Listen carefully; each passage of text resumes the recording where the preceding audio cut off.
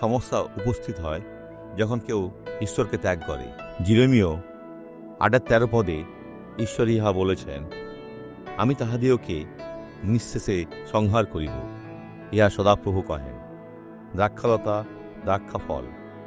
দ্রাক্ষালতা হল মণ্ডলী, কিংবা ডুমুর গাছে ডুমুর ফল থাকিবে না। আমার ভাইরা, ঈশ্বরের মেজ আশীর্বাদে পূর্ণ, পত্রও জীর্ণ হইবে, গাছ পুরো খালি। হ্যাঁ, আমি তাহাদের জন্য আক্রমণকারী লোকদিওকে নিরূপণ করিয়াছি।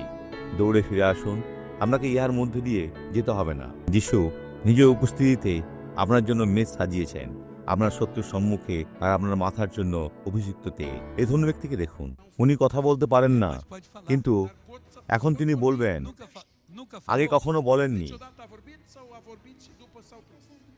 উনি পারেন, কিন্তু কিছু পরে আর বলেনি, নিজের রবকে হারিয়েছেন। বুঝেছি, এখানে আসুন।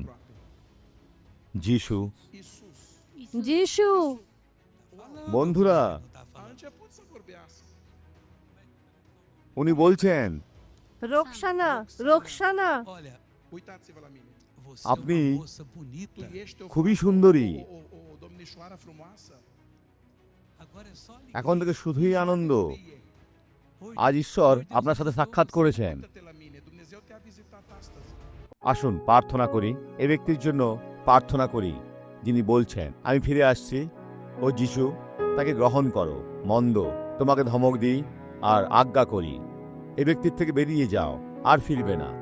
যিশুর নামে আমেন।